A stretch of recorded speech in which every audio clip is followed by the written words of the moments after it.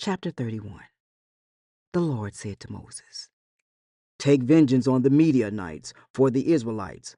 After that, you will be gathered to your people." So Moses said to the people, "Arm some of your men to go to war against the Midianites, so that they may carry out the Lord's vengeance on them. Send into battle 1,000 men from each of the tribes of Israel." So 12,000 men armed for battle, 1,000 from each tribe, were supplied from the clans of Israel. Moses sent them into battle, 1,000 from each tribe, along with Phinehas, son of Eleazar the priest, who took with him articles from the sanctuary and the trumpets for signaling. They fought against Midian as the Lord commanded Moses, and killed every man. Among their victims were Evi, Rechem, Zer, Hur, and Reba, the 5 kings of Midian. They also killed Balaam, son of Beor, with the sword. The Israelites captured the Midianite women and children, and took all the Midianite herds, flocks, and goods as plunder. They burned all the towns where the Midianites had settled, as well as all their camps. They took all the plunder and spoils, including the people and animals, and brought the captive spoils and plunder to Moses and Eleazar the priest, and the Israelites' assembly at their camp on the plains of Moab, by the Jordan across from Jericho. Moses, Eleazar the priest, and all the leaders of the community went to meet them outside the camp. Moses was angry with the officers of the army, the commanders of thousands and commanders of hundreds, who returned from the battle. "Have you allowed all the women to live?" he asked them. "They were the ones who followed Balaam's advice and enticed the Israelites to be unfaithful to the Lord in the Peor incident, so that a plague struck the Lord's people. Now kill all the boys, and kill every woman who has slept with a man, but save for yourselves every girl who has never slept with a man. Anyone who has killed someone or touched someone who has killed must stay outside the camp 7 days. On the 3rd and 7th days, you must purify yourselves and your captives. Purify every garment, as well as everything made of leather, goat hair, or wood." Then Eleazar the priest said to the soldiers who had gone into battle, "This is what is required by the law that the Lord gave Moses. Gold, silver, bronze, iron, tin, lead, and anything else that can withstand fire must be put through the fire, and then it will be clean. But it must also be purified with the water of cleansing. And whatever cannot withstand fire must be put through that water. On the 7th day, wash your clothes, and you will be clean. Then you may come into the camp." The Lord said to Moses, "You and Eleazar the priest and the family heads of the community are to count all the people and animals that were captured. Divide the spoils equally between the soldiers who took part in the battle and the rest of the community. From the soldiers who fought in the battle, set apart as tribute for the Lord, 1 out of every 500, whether people, cattle, donkeys, or sheep. Take this tribute from their half share and give it to Eleazar the priest as the Lord's part. From the Israelites' half, select 1 out of every 50, whether people, cattle, donkeys, sheep, or other animals. Give them to the Levites, who are responsible for the care of the Lord's tabernacle." So Moses and Eleazar the priest did as the Lord commanded Moses. The plunder remaining from the spoils that the soldiers took was 675,000 sheep, 72,000 cattle, 61,000 donkeys, and 32,000 women who had never slept with a man. The half share of those who fought in the battle was 337,500 sheep, of which the tribute for the Lord was 675. 36,000 cattle, of which the tribute for the Lord was 72. 30,500 donkeys, of which the tribute for the Lord was 61. 16,000 people, of whom the tribute for the Lord was 32. Moses gave the tribute to Eleazar the priest as the Lord's part, as the Lord commanded Moses.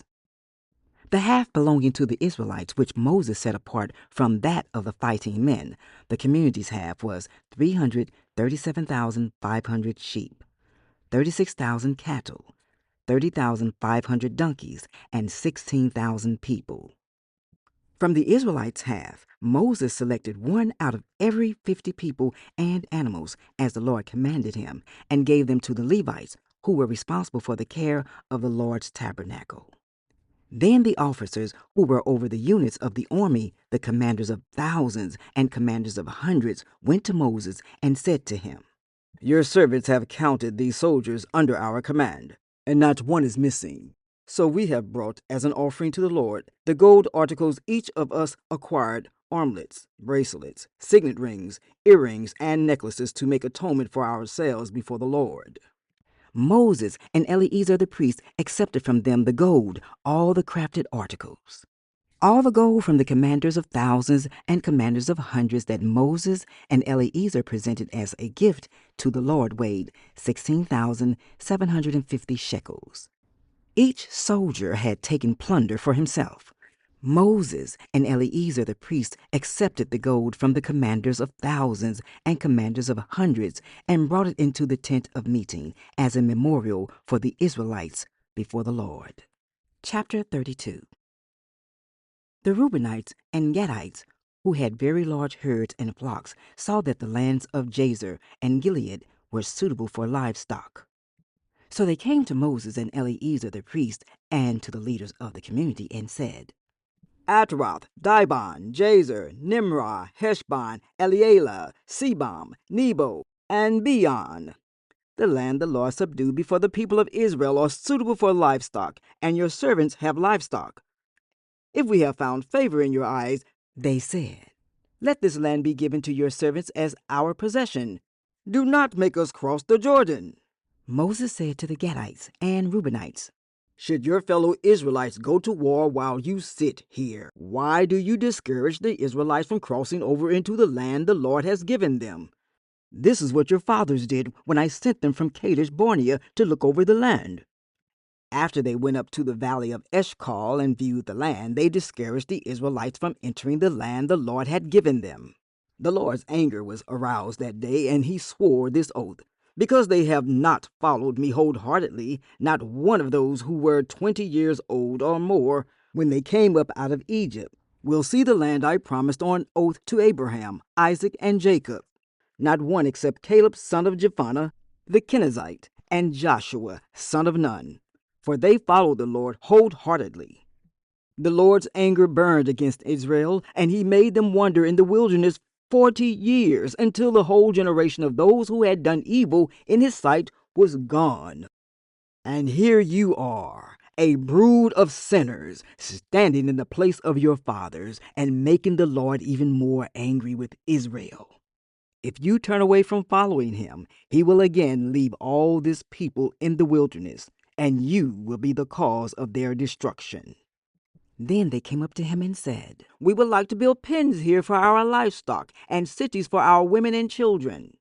But we will arm ourselves for battle and go ahead of the Israelites until we have brought them into their place.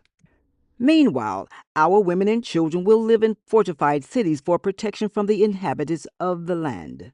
We will not return to our homes until each of the Israelites has received their inheritance. We will not receive any inheritance with them on the other side of the Jordan, because our inheritance has come to us on the east side of the Jordan." Then Moses said to them, "If you will do this, if you will arm yourselves before the Lord for battle, and if all of you who are armed cross over the Jordan before the Lord until he has driven his enemies out before him, then, when the land is subdued before the Lord, you may return and be free from your obligation to the Lord and to Israel. And this land will be your possession before the Lord. But if you fail to do this, you will be sinning against the Lord, and you may be sure that your sin will find you out. Build cities for your women and children, and pens for your flocks, but do what you have promised." The Gadites and Reubenites said to Moses, "We, your servants, will do as our Lord commands. Our children and wives, our flocks and herds will remain here in the cities of Gilead. But your servants, every man who is armed for battle, will cross over to fight before the Lord, just as our Lord says. Then Moses gave orders about them to Eleazar the priest and Joshua, son of Nun, and to the family heads of the Israelite tribes. He said to them, "If the Gadites and Reubenites, every man armed for battle, cross over the Jordan with you before the Lord, then, when the land is subdued before you, you must give them the land of Gilead as their possession. But if they do not cross over with you armed, they must accept their possession with you in Canaan." The Gadites and Reubenites answered, "Your servants will do what the Lord has said. We will cross over before the Lord into Canaan armed, but the property we inherit will be on this side of the Jordan." Then Moses gave to the Gadites, the Reubenites, and the half-tribe of Manasseh, son of Joseph, the kingdom of Sihon, king of the Amorites, and the kingdom of Og, king of Bashan, the whole land with its cities and the territory around them. The Gadites built up Dibon, Ataroth, Auror, Atroth-Shophan, Jazer, Jogwahah, Beth-Nimrah, and Beth-Haran as fortified cities, and built pens for their flocks. And the Reubenites rebuilt Heshbon, Elealeh, and Kiriathaim, as well as Nebo and Baal-Meon. These names were changed, and Sibmah. They gave names to the cities they rebuilt. The descendants of Machir, son of Manasseh, went to Gilead, captured it, and drove out the Amorites who were there. So Moses gave Gilead to the Machirites, the descendants of Manasseh, and they settled there. Jair, a descendant of Manasseh, captured their settlements and called them Havoth Jair. And Noba captured Kenath and its surrounding settlements and called it Noba after himself. Chapter 33. Here are the stages of the journey of the Israelites when they came out of Egypt, by divisions under the leadership of Moses and Aaron. At the Lord's command, Moses recorded the stages in their journey. This is their journey by stages.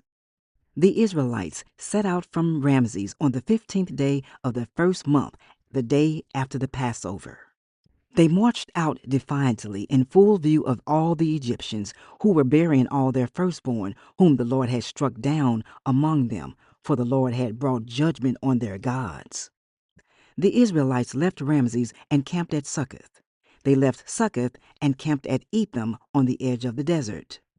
They left Etham, turned back to Pihahiroth to the east of Baal-Zephon, and camped near Migdal. They left Pihahiroth and passed through the sea into the desert, and when they had traveled for 3 days in the desert of Etham, they camped at Marah. They left Marah and went to Elim, where there were 12 springs and 70 palm trees, and they camped there. They left Elim and camped by the Red Sea. They left the Red Sea and camped in the desert of Sin. They left the desert of Sin and camped at Dophkah. They left Dophkah and camped at Alush.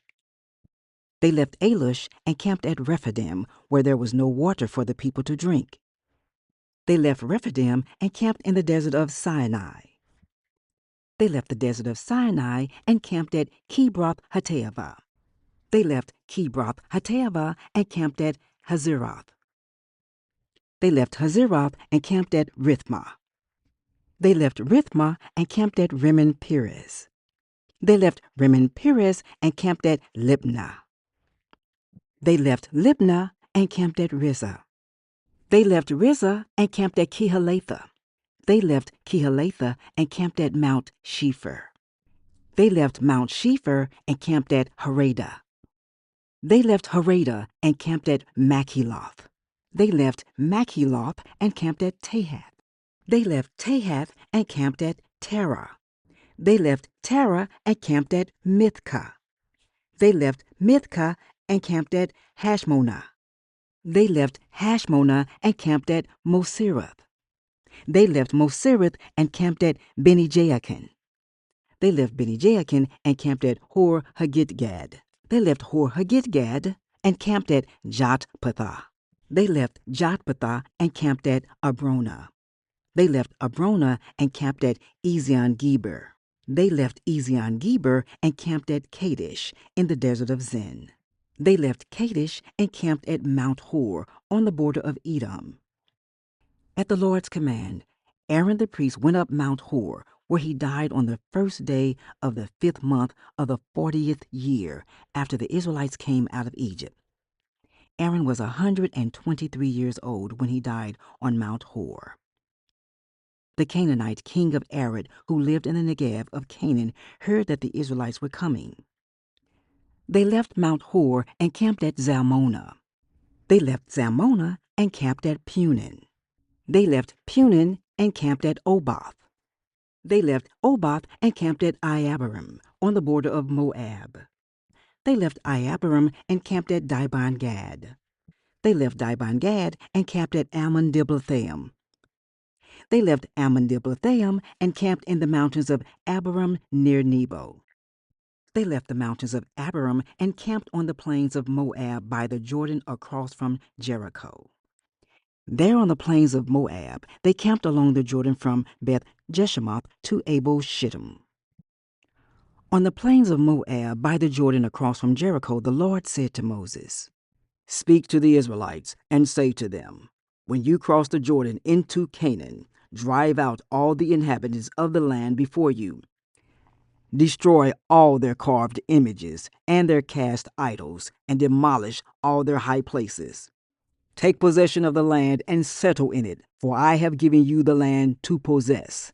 Distribute the land by lot, according to your clans. To a larger group, give a larger inheritance, and to a smaller group, a smaller one. Whatever falls to them by lot will be theirs. Distribute it according to your ancestral tribes.